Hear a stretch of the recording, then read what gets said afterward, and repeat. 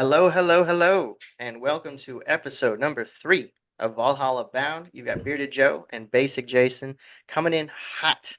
We're very excited for today's episode. I actually was the most excited about this episode of any of them. But first and foremost, I wanted to say thanks to everybody who came out to the Lakeland show and the show before that one, Sarasota show that was before then and saw us at the shows and shook hands, got to see Jormungandr and my Caymans and the different things that we brought out to see everybody. We really appreciate your support. We do have shows coming up in Orlando this weekend. So if you didn't get your Falsey over the last couple shows or your Emerald Tree Boa and you're interested, come on out and see us. We'll also be in Tampa in February. That is February 24th and 25th.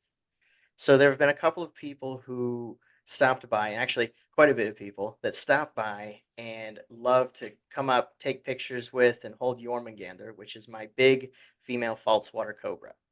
And so I've had a lot of people asking questions, and I wanted to do a podcast that highlighted what I consider, in my humble yet correct opinion, to be the greatest snake that you can keep in captivity.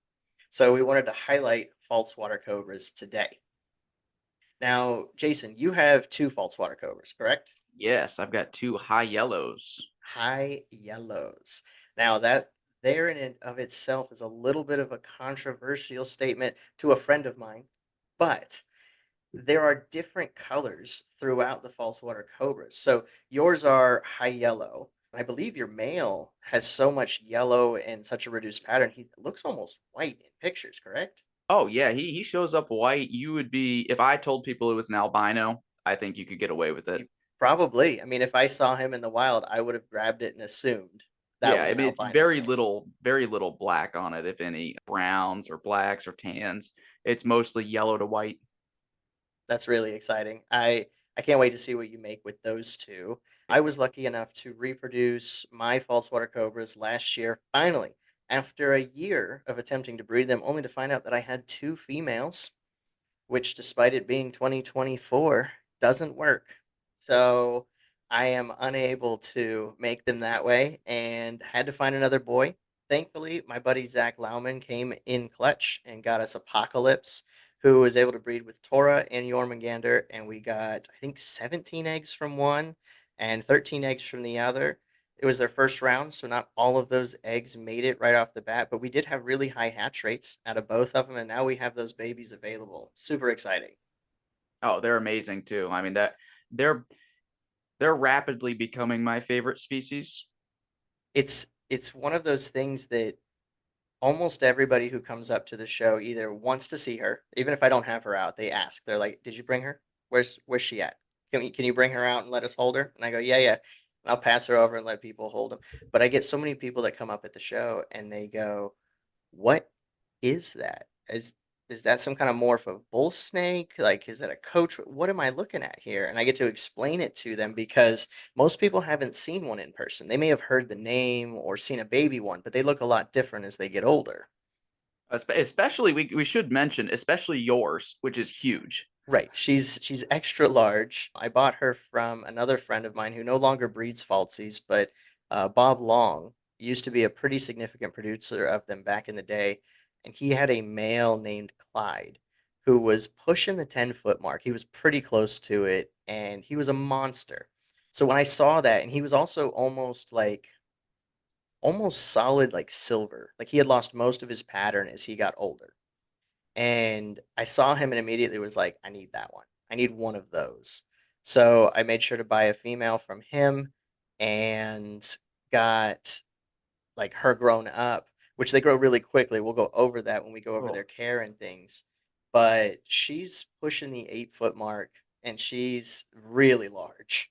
Yeah, it's a stunning colubrid. I mean, I think it's pretty clear it's a colubrid when you see it, because like Right. you said, it kind of has that same movement pattern as some of the bull snakes and pine snakes. Very explorative. But yours is huge. I mean, that's the thing I think that throws off everybody too is just the size of some of them. Right. And I don't Um, think I even realized quite how much bigger she was because the other one that I have, the other female, is about a year younger. oh And so I assumed that, okay, she's just older. right? But then when we got yours in, Yeah, right, and we looked at them and them being close to the same age, I was going, in hold a on, pr- in a she's a lot proven bigger. breeder pair. Right, Mine have are proven, and they're significantly smaller. right. So, and then when she had her eggs, I mean, they would take up the entirety, palm and fingers. Oh, So even comparing them to Tora's eggs, which fit in the palm of my hand, I was going, wow, yeah, she's just a big girl. when I got them in the mail and I opened the container, I was like, ah, okay, that's A nothing to little worry about. less impressed. I was terrified. I was like, what if it's big? What if it's just this giant? It said breeder, that they were a proven pair, and I was just Right. assuming it was going to be twice the size of yours. And I got in, and I was like, oh, this is manageable. Manageable snake. And Yeah, that's one of the things that I try to explain to people as well is she's a larger than life version, right? And she was it was almost as if she was bred for that size, right? And there's exceptions to every rule when it comes to snakes. I mean, you have an exception at your house. Those giant green tree python size or blood Amazon. python size Amazons you have. I mean, they're huge. I've got one Amazon that's massive. So it does happen naturally. Hmm. And then I assume there's some selective breeding people do for size too. Right. I've thought about doing that. Is taking. I had a massive water moccasin and I didn't get he was a wild caught and was a rescue and I had him for a while and then he passed away. But my thought in the back of my head was always, I wonder if I could find a giant female and just breed water moccasins for size and just have like a 6 or 7 foot like the size of a Eastern Diamondback or something. Just You're just cuz out here doing stuff nobody wants. nobody needs that. I mean, You're like, not many people need a water moccasin, but nobody needs a 7 foot water I moccasin. can imagine peddling that would be a little. It's a tough sell right there. I You're mean, like you. already it's a specific person that you're looking for to sell them to, but then you tell them that they're going to get close to 6 or 7 feet, and they're going, "Wait a minute."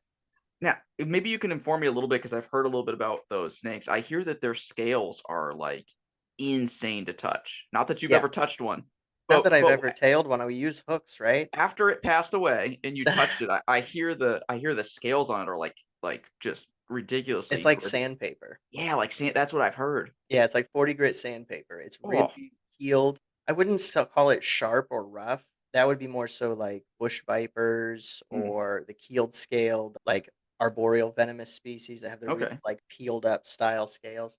I would say that those feel a little bit more sharp per se, but rattlesnakes and water moccasins with those big raised crested keeled scales on their bodies do feel significantly rougher. It reminds me of want to say it was a puff adder or a related species that I'm gonna have to ask him and look back and see through my pictures, see what species it was.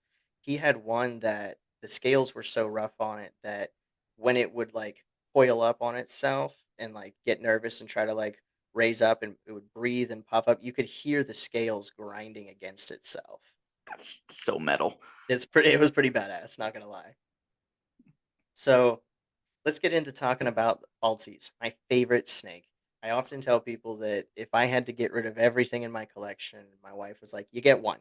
You get one." It would be a false water cobra. And these guys are a large colubrid species. They are from the South American regions of Brazil, Argentina, Bolivia. Some websites will tell you they're from parts of Paraguay, but there's a large area that they're from over in South America. They typically reach like 6 to 8 feet long. That is what you'll read online and what you'll see. I find that, again, there's exceptions to every rule, but most of mine have stayed right around my 6 foot range to just a little larger than 6 foot. I wouldn't say that all of them are pushing towards that 8 foot range, but right around that size. Now, when we speak about size, right? Everybody, everybody that I tell, oh, it's a 6 foot snake, or they're going to get 6 to 8 feet long, they picture the red tail boa. That's like the one everybody's mind goes to, right? They're not that 6 foot and this big around, big beefy snake. They're a colubrid species. And so they are like almost uniform in size all the way around. And usually about this big around, about hand size, very muscular, and actually denser than people realize because these guys can also reach up to 10 pounds in weight, even for being a thinner species, right? So they're a really dense snake. They are going to require a little bit of a larger housing. And so as we go through this, like we can kind of go over pros and cons, right? As far as caging size, I'm not sure that I would truly say it's a con if somebody is looking to have something visual that they can just keep for one snake or one species, like a pet type of deal. But if you're somebody who wants to breed these animals, reproduce, or has a collection already, they are going to require a significant amount of housing, right? So there's two different kinds of ways that people will keep exotic reptiles. You have like the breeder drawer systems or racks, as we call them. Most snakes are going to live hiding under something inside of a tunnel, like in the leaf litter. And so, as long as they feel enclosed and protected, they've got the right temperatures, humidity, and water source, and all that, they don't really need a visual tank. And that's something that I talk to people a lot about is for a lot of species, the visual side of enclosures and caging, that's all for us, right? Your snakes are arboreal, they're up and climbing, you have to go with that vertical spacing, so Yeah. it's a lot easier for you to decorate out and do really nice, big, visual style cages that they can enjoy and they'll utilize. Whereas if you were to take and set up something like what you have for a ball python, they're gonna use 10% of that cage. Yeah, from what I understand, the and this is something I wanted to kind of ask you about with the because I love doing bioactive enclosures. But even myself, I don't think I'm brave enough to build one for a falsie. Just its movement seems to be like it would tear everything up. Yeah, because Like they're so dense and heavy. it's gonna use the entire enclosure. I think Yes. anything you give it, it's gonna use. And then combine that with trying to plant something, and then the water. They're Right. constantly in and out of the water. Yep. Even though it's just a water dish, I mean, I think you and I spoke about this whenever I first got them because I was thinking about bioactive Not with them. and you were like, maybe if you plant like reeds or bamboo. Right. It's like the only thing we could think of was maybe I could do like a bamboo enclosure. Yeah. The only thing they couldn't destroy. Right, and it's be the only thing sturdy enough that like, they're heavy enough that any kind of the smaller plants that you would be able to fit inside of an enclosure and get to grow, they're gonna flatten and they're Oh, gonna break them and kill them. So you'd need some kind of sturdy, tall grass or something to put in there, and then with them in and out, in and out, in and out, any kind of filtration that you have inside of your water is going to get ruined. You're gonna burn up motors, there's gonna be stuff inside of it. Maybe if you got some sort of protective covering for a pump that just spun and almost yeah. made it like aquaponic where the plants were filtering, but again, your smaller plants that are gonna live in there and filter that are gonna get flattened and killed. Yeah, they're gonna crush everything. And I did want to ask you though, like what size do you recommend for an adult? So if you have one that is average size, right? I have my smaller ones that are around that 6 foot range in a 4 foot by 2 foot enclosure. You can either go with a 1 foot and they're happy in that, or you can go with the 2 foot tall because again, they're going to utilize every portion of their cage. One of the props that I had you make for me Mhm, with the like foam. It's a basically a table that I put in the 2 foot tall cage because they have a large water dish, right? So 4 foot, 2 foot, 2 foot, and then I put in like a table stand that has the foam on the top of it that we took and we covered with mhm. the putty paste and then covered with the latex painting and things like that just to seal everything in there. He loves that thing. He gets up on top of it and crawls around, and then he'll jump off into his water dish, and then he'll swim around and then climb back up it. We have those rock structures that me and you made together that Yeah. has the tunnel in it. They cruise around on those. And I'm always rotating like what different toys or decorations I have in there because they're very active and they utilize every portion of their tank and need a large enclosure for them to be able to stretch out. Now my bigger girls, I do move them up into a 6 foot by 2 foot by 2 foot cage. And I feel like that's kind of the range that they need to be in. When they're little, obviously, I keep them in like a drawer system, but I try to get out of that pretty quickly with them. For because I'm a breeder of various species, I try to keep everything very simple, especially when you're dealing with a lot of babies or you're dealing with a lot of the same species. Some sort of rack system with puppy pads on the bottom and a simple water dish and a hide for them is usually all you would need because these guys are so curious and so active in the way that they handle their environment.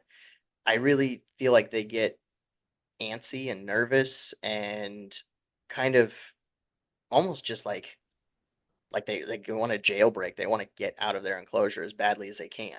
That's what I've kind of noticed. Like you see them all the time, kind of going up against the glass and looking around and wanting to come out. And really, it almost feels like, dare I say, they want to come out and socialize. Right. I am like I tell people at the show all the time that like I will call for mine and they will come out of their enclosure because I I've just seen it. open it up. It almost makes me upset that you've got snakes there, because mine aren't quite there yet with me. Hmm. But you've got snakes there that you can call, and they come out like a dog almost. Yeah. And if it's food time, they'll run out at me. And but they're smart enough that I'll put my hand out in front of them and they give a quick tongue flick and they go, "Not food." And they will come up my arm and come across my shoulder and hang out with me, right? Now, yeah, and So, so yours are very responsive to you. Something I know we wanted to talk about a little bit though is the venom. right. It's one of the things that everybody brings up, and I think there's two different types of people that bring it up. There's people who are nervous about it, and there's people who are like, "Tell me about the Yeah, venom," that's because me. they're excited about that, right? They are opistoglyphus. I hope I'm pronouncing that correctly. And the word means rear fanged, right? Their fangs are in the posterior side of their mouth. So they have an enlarged tooth way back in the back of their jaw.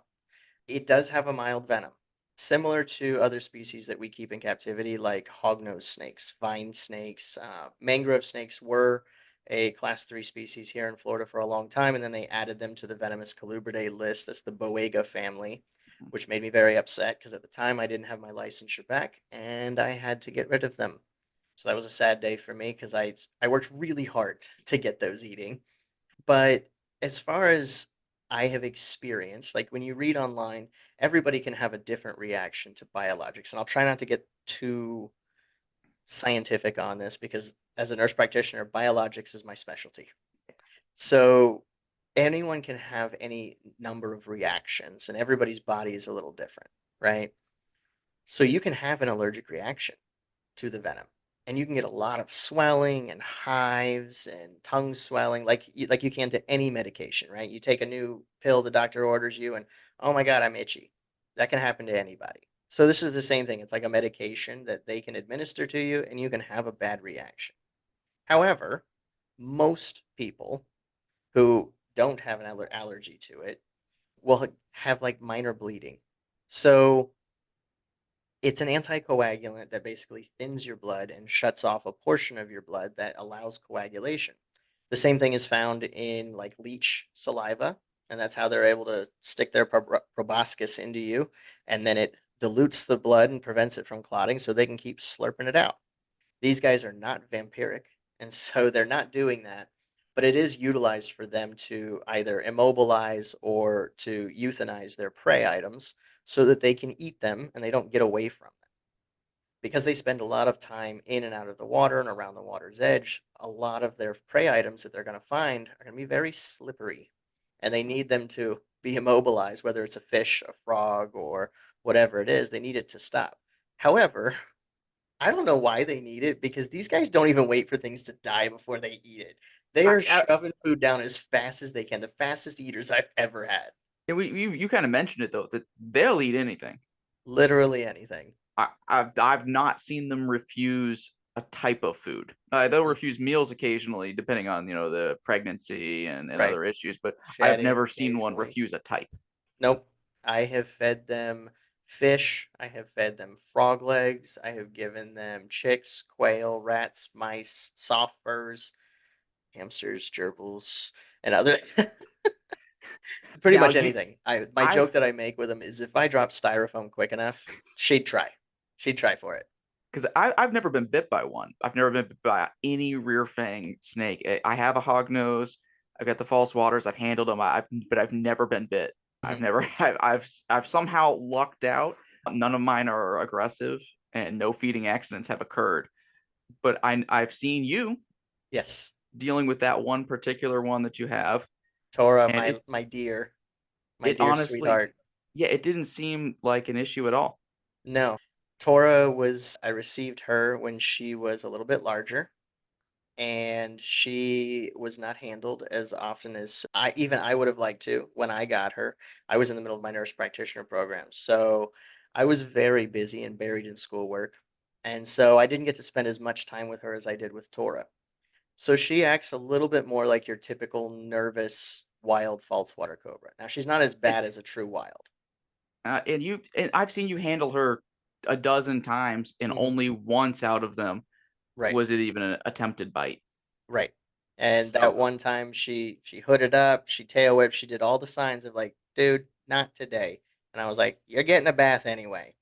And so yes, I pulled her out and she let me know she was very upset with my decision to pursue that. But again, she did a quick bite on my arm, yeah, got all the way over, which is the only way she was able to get any venom in, right? She came all the way over the top of my forearm to that back area, did a quick grab, let go. I put her in the tub.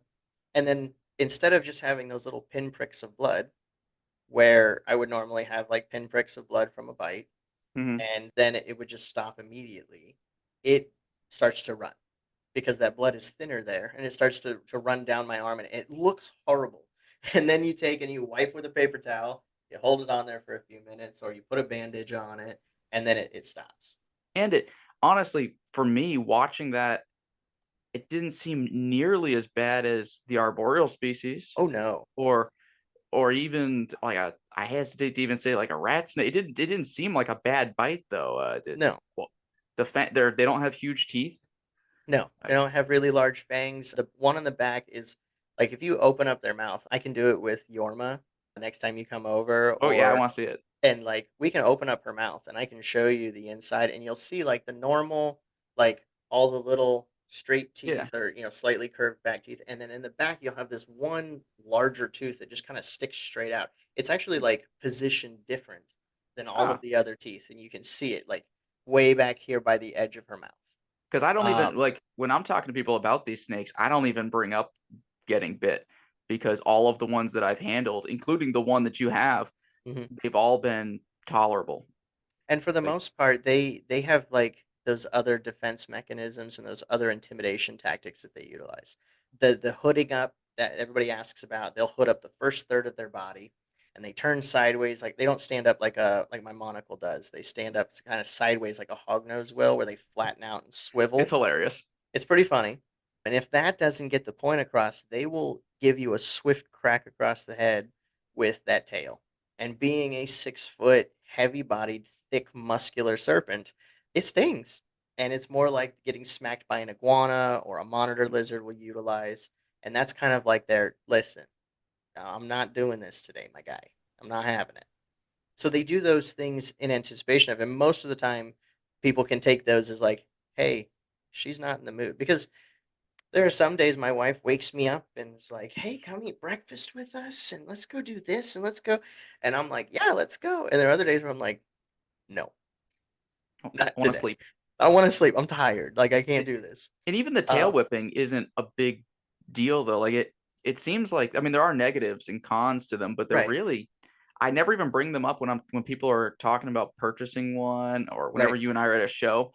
I'm like, these things are negligible considering how great a pet it is. right. And I think they're amazing in that aspect that there's very few other snakes that are going to have the personality of a falsie, And even right? the ability to communicate with you in those two different ways. Right, I know my Amazons do not give me any warning that they're not having a good day. right. I get nothing. I get bit, Yep. I mean, compared, you they'll know, pull away and they'll be essed up, but they then they sit in that position yeah, normally. I'm looking at one doing it right now, and Yeah, I haven't touched him in a week. right. So there's not as much of a warning, whereas falsies will communicate with you. And I that's think so it cool. it lends to their intelligence, right?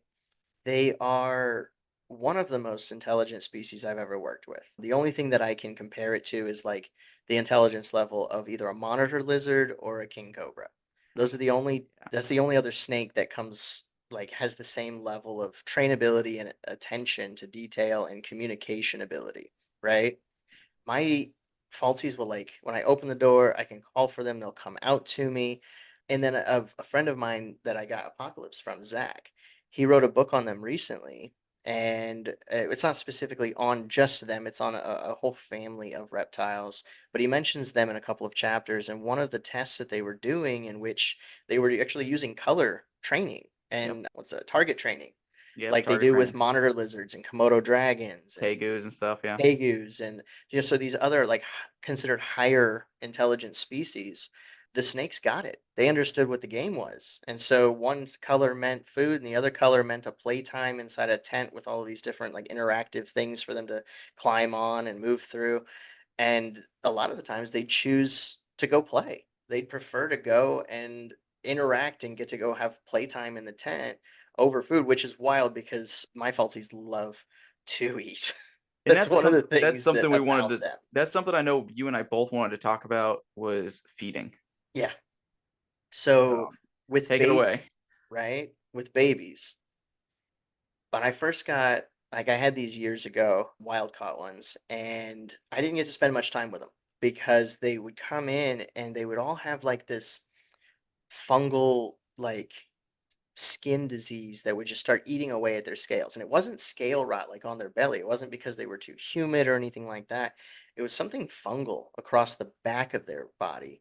And I need to go back now that there's more information and research and I have better context now to try and figure out what it might have been. But they would all die. And so it was really hard to keep them alive. However, nowadays we have captive bred and we don't have any of those issues. So now we have them for much longer and we're able to keep them much better in captivity. And when I first got my Yorma, I was so excited. It was like the best, it was like Christmas Day for me. I was so excited to get her and finally have another falsie because I loved them when I did have them for the time I did. And she was a savage. She literally seemed aggressive. I remember specifically one day she was probably about 2 feet at that point because they grow really quickly. Within the first year of life, these guys will hit 4 feet if fed appropriately, right? And I clarify that because of what we're talking about now. Yes. She was probably about 2 feet long, and I opened up the drawer to the rack system that she was in, and she flew out of the rack system, looked around, didn't find what she was looking for, grabbed my pant leg and shook it like a dog, and tried to like pull my jeans off at my pant leg. And I was like, "What is going on?" I'm handling her. When I get her out, she's fine, but every time I open this up, she's crazy. So what am I doing wrong? So I made a call to Bob and was like, "Hey, what am I doing here? How do I get her to calm down?" And he was like, "How often are you feeding her?" And I was like, "Listen, I'm feeding her every week and I'm giving her like, you know, I'm giving her like two hopper mice every week." And he was like, "Oh, no, no, no, no, no. Feed her. Feed her more. Like every couple of days, feed her Yes. that much." And I was like, "Why?" Every other snake that I have, every other species that I work with is like once a week for babies, 10 days for juveniles, 2 to 3 weeks for adults. And he was like, "These guys are different. These are," and he's the one who kind of opened my eyes to delineating how I feed my species based on their activity levels, right? It's one thing to like notice, "Oh, hey, I haven't fed you in a couple weeks and you are look like you're hunting now. Let me feed you," for our arboreal stuff that only Yeah. eats every once in a while. But these guys aren't sitting waiting in ambush for prey. Not at all. They don't sit still for pictures, for handling, for anything. I mean, you've seen her at the shows. It takes 2 full 8-hour days of shows before Yorma's finally like, "All right, I'll sit down for a minute." If you want Like to it's, test someone's patience, try to get them to take a good picture of their false water cobra. yeah, it doesn't Hey, look, happen. I scroll through the Facebook pages. All you see are blurry head Yeah, pictures. it's It's a good just head picture and then the rest of it's a blur because they don't stop. you can't get both. I haven't successfully taken a full body picture of one. I think you got to catch them like in the middle of the night when they're actually sleeping. I, I'm gonna have to try because the ones that even the ones you have, I know we've tried a few times, and it's Mhm. just it. It's almost impossible. Yeah, Um, videos. They do best in video form. yes, if you're gonna try and post media of your falsie, just do a video. It's safer. So I started feeding her every 3 days, every 4 days, and all of a sudden she calmed down. And I've noticed that with my other ones, like things that will come from like other people who are maybe feeding them once a week, right? They come in and they're ravenous animals. They act like they've never seen food a day in their life. They've been waiting since they popped out of the egg to eat. And when I start feeding them on that schedule, they all kind of calm down. And it's because these guys are active all day long. They're hunting, they're swimming, they're climbing, they're moving around their enclosure and utilizing that whole thing and burning calories. So these guys need to eat at a much more rapid rate, similar to like you would feed a monitor lizard. Again, a diurnal species that's active and climbing and digging and doing its thing. These guys are going to gorge and eat a larger meal size every couple of days. Now, one of the nuanced aspects of feeding a large colubridae species is that they don't have the jaw structure of a boa or a python Yeah. does.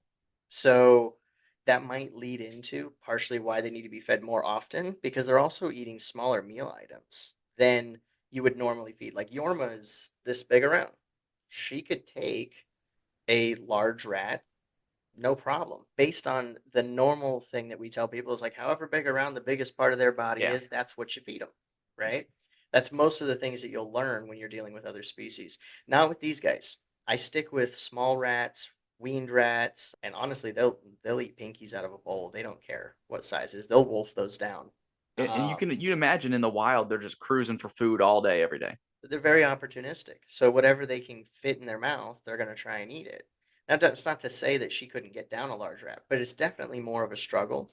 And being that I'm feeding them so often, I feel like we lead into having them become overweight if we were feeding them on the faster schedule and also the larger food items. And I was gonna Uh, ask if you'd have you ever seen one that's overweight? I haven't seen an overweight falsy. I think And that it could happen if they had a limited cage size and you were feeding it every 3 or 4 days because I do that with babies and with my adults, mm, right? I think if you were feeding a large rat, which they would struggle to get down, but they could do it every 3 or 4 days, then we could lead into it. But I highly doubt it because these guys just don't sit still long enough to and retain any calories. one of the things I wanted to point out is some people see that as a con, having to feed them more frequently. People maybe that don't have reptiles, but Right. in my mind, it's a pro because one of the most fun and enjoyable things for me is watching a predator hunt in a lot Right. of ways, and I think a lot of us enjoy Hmm. that aspect of it. It's not the torture, it's not torture or anything. We're talking frozen thaw, Right. but the feeding process is part of the interaction with the animal. And so getting to And do that is it's for fun. sure part of that draw, right? Because one of the things that like I've noticed is on my adult emeralds or my basin or I mean I'm feeding them every 3 weeks, like 3 weeks, 4 weeks that they're eating. So I get to interact with them, actually interact with them one time a month. Yeah, Now I maybe. go in and I check for urates and poops and I do a water change and I spray them down. But it almost just becomes monotonous, right? It's like, yep, here's your water, spray them down. And then, oh, here's a water bowl change. And, oh, you actually did something last night. Let me pull that urate out of there and throw that away. And that's the only interaction I get with this animal, except for handling, other than that, right? And that's a selling point too. Whenever you sell them, you're like, listen, you don't have to feed these guys very often. Right. So Yeah. You'll, so you'll save money by not having to feed them all the time. so it kind of Um, depends on who you're selling to a little bit. yeah. And that you could be like, listen, I mean, you only have to feed this guy every 3 weeks if he wants it every 3 weeks. That's my I mean, sale point to moms who are like, you're not getting a snake. And I go, hey, wait a minute. How would you like a pet that you don't have to feed every single day? yeah. Because if you're doing rabbits or hamsters, guinea pigs, like yeah, you might have a little bowl of stuff in there, but you got to change the water all the time. You got to like these guys are once a week. This is way Yeah. easier, I mean, and right? you think about just not to go on emeralds too much, but you think about emeralds and like, I mean, how many times a year is your emerald eating? Right. Like, like realistically, Like 12 times a year, and that's if they decide to not refuse it when they're shedding. I would be thrilled if I could get my emerald to eat 12 times a year. Right. Right. But I love the fall season that you get to constantly get that exposure with Mhm. them. It's fun, and they make feeding a lot more entertaining than a lot of Yes. snakes. Like if somebody's like, "Hey, I'm gonna bring my kids by. Can you feed a snake and show them?" I'm not gonna try and like tease an emerald into eating something, right? I'm gonna walk over to the falsy cage and I'm just gonna wave at the side of the cage because they're gonna come shooting to the glass like, "Is it food time? Tell me it's food time. Feed me." I haven't eaten since yesterday. Exactly. I You, wouldn't say that. I would say that's more of a pro, right? You get that interaction thing. I would say that the con side of feeding falsies comes in for people like me and you, where when we start breeding them, right? Now I have 15 baby falsies that are eating 2 and 3 pinkies at a time because they've already gone from 1 pinky every couple days to like 3 pinkies a day. One's not enough already for them. And they've only hatched since like July is when they started, right? So it was fast. And now they're already eating. I'm going through 45 pinkies, 15 times 3. I'm going through 45 pinkies twice a week. and that's when we get to kind of one of our points that we wanted to bring up. I know you and I both of if you have a bunch of snakes, Hmm. a whole room, a whole collection, it can be hard to add a falsie to it.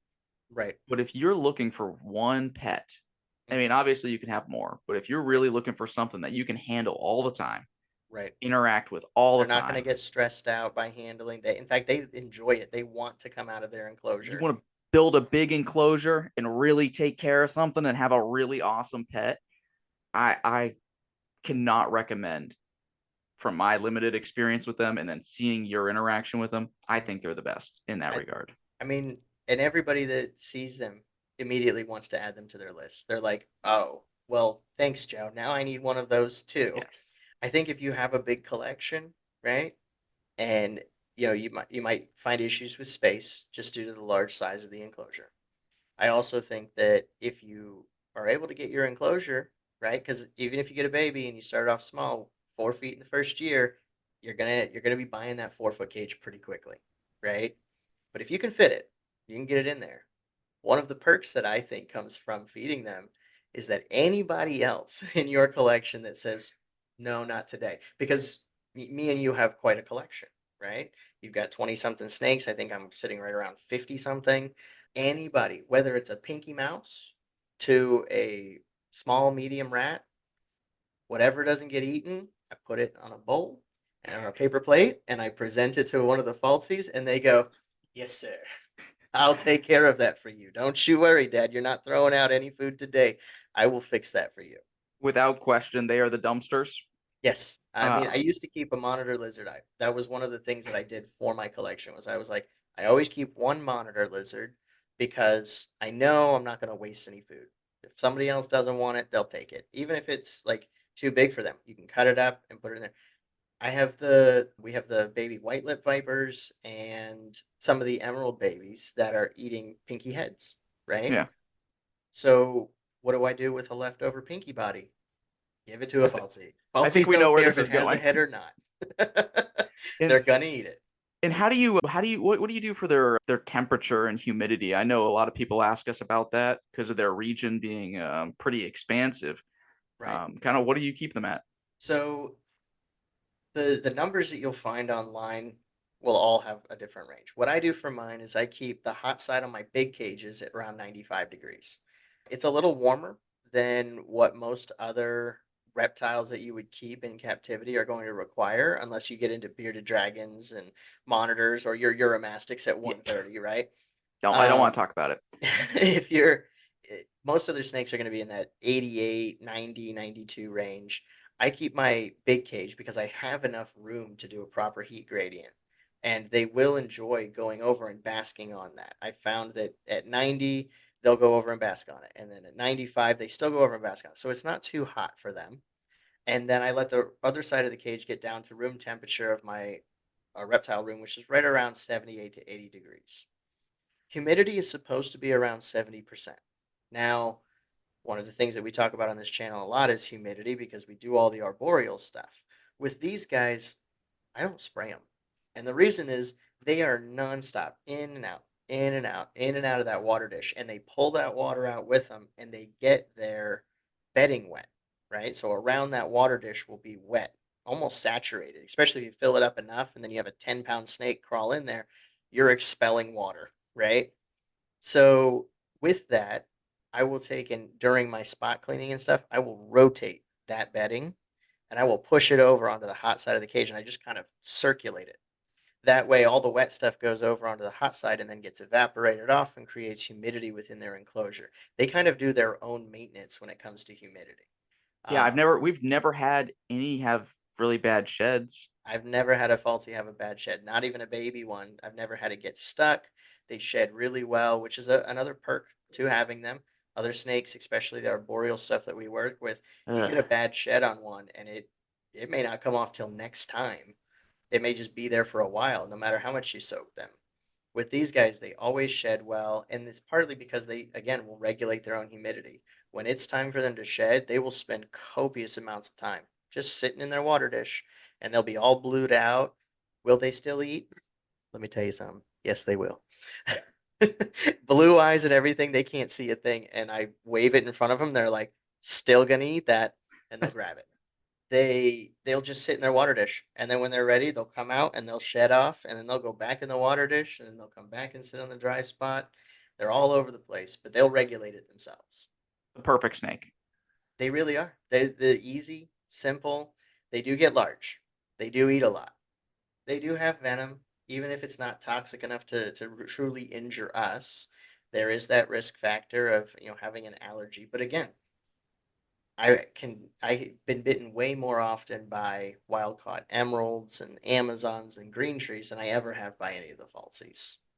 Yeah, it's a low bite risk, I think, for especially captive born and bred, Hmm. which is pretty much all you can get now, from what I see. I don't really see I any. haven't seen them imported in years. Yeah, so there's enough of them captive born and bred that I can't imagine you running into a huge issue. I've never met anyone who's got one from you that's had any issues. Yeah, Um, they've all eaten well, shed well, and are growing like weeds. Some of the ones that I sold, oh goodness, last year, probably middle of the year last year. I mean, they're already over a foot long and just growing like weeds. yeah, it's definitely the best colubrid. I'm gonna put that out there. I mean, I like the pine snakes a lot, and I Yep. like the hognose, but And I have more limited experience in the Colubridae family than I do of probably any other species. I've worked with tons of pythons and boas and elapids, but as far as Colubridae, on the venomous side, they're very limited in what I would want. It would just be another mangrove. And then, like in the non-venomous area, I haven't worked with a ton of them. But as far as I'm concerned, again, if I had to keep one, Falsies are the way to go. I got to agree with you, and I never thought that would be the case. I was never super attracted to them until the first time I saw one in person. I Right. think if you see Probably one in Yorma person, at the show, right?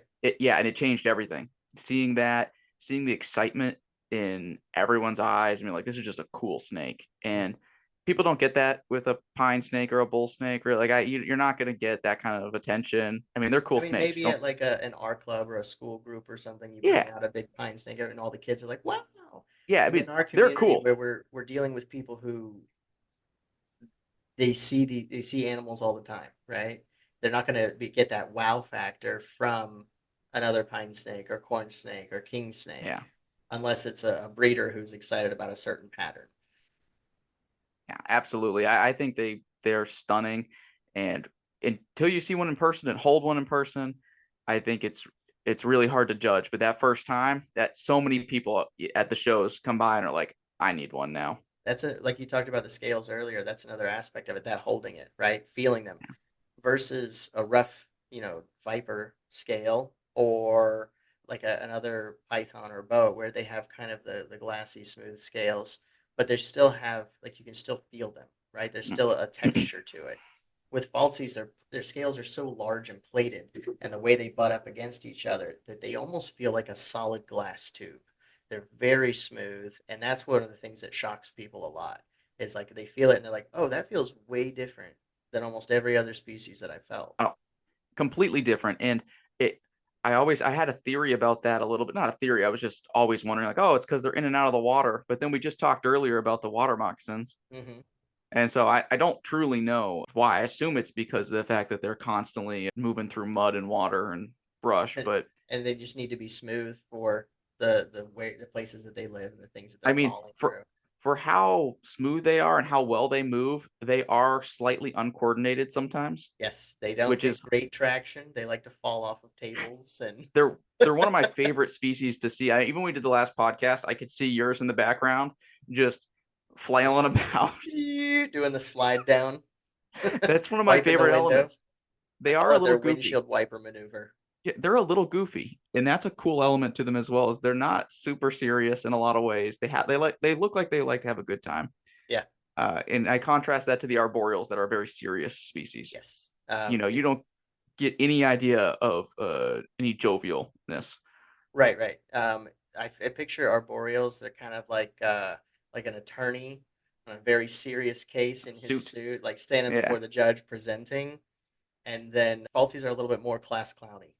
they're on trial, is what they are. They're on trial for goofiness, Yes, because and that's an element of them that's awesome as well, and shenanigans. always up to something. And I consider them to be such a cool pet, and I want to see them become more popular as well. Yeah.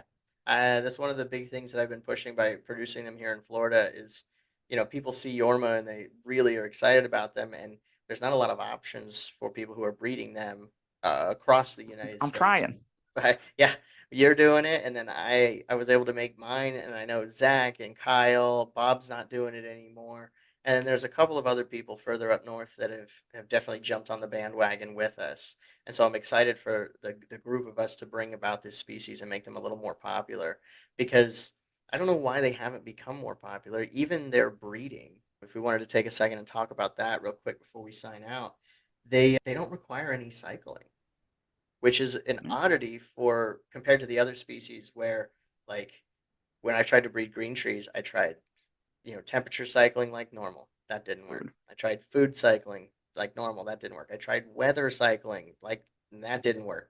And so I tried all three of them and I finally was able to get my green trees to breed. But it was like a 3-year process of trial and error. And everywhere that I read was like, yeah, just throw them together. They're like crested geckos. If you have two of them and you put them together, they'll make babies. And I was That's like, all. really? We'll see about that. And I took my mail that I got from Zach, I tossed him in the cage, and within 15 minutes they were doing it. It, the same with mine. They locked up instantly. Yep. They say barely get the door shut. Yeah. You're like trying to give them a little privacy, and they know what they're in there for. Yeah. He knew what was up. He knew the assignment. Yeah, so truly a great species, and I think we're going to see them become more popular in the upcoming years. Yeah, especially with the initiation of some genetics, which I think we'll have to do another video on. We really Uh, need to because I need to know more about it. yeah, there's a lot of hearsay and a lot of new stuff, but again, a lot of what we do through Valhalla Exotics is stuff nobody else is doing, right? Now, I don't have morphs yet. However, I am talking with the people who have them and trying to find out more about them. What is recessive? What's dominant? What's the difference between the American line hypo and the UK line hypos? Some of these crazy lavenders that your Yeah, friend that showed me that crazy silver one. yep. There's I some of mean, them that are like almost solid silver, and then there are other ones that still keep the pattern and have like the high pinks and reds. It's not technically considered an albino. I know that it's its own gene. I've got these Um, yellow ones over here. yeah, your So your high yellows with the almost white. I we'll mean, do we a have whole podcast Tora. on genetics. Yeah, there's a whole bunch going on out there that is still like being proven and in the works. I really would think it would be interesting to get somebody from the UK who is breeding them over there because they're way further involved in defaultsies than we are.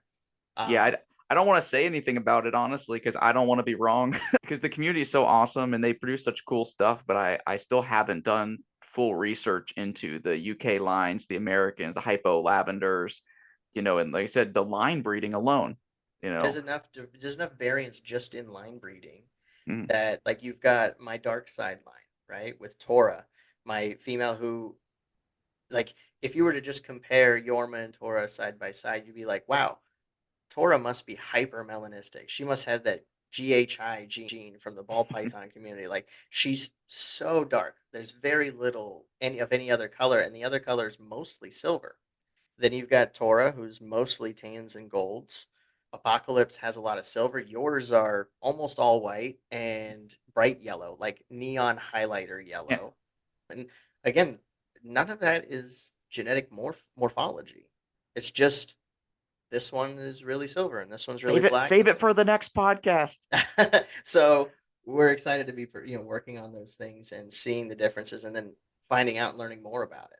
Oh, So absolutely. I like getting in on not the ground floor, but just dealing with a cool new species for me. yeah, things that we're still learning about, Yeah. things that are all panned out and like anything that you have a genetic calculator already for on the internet, I feel like is we figured it out. Like Yeah. we did good.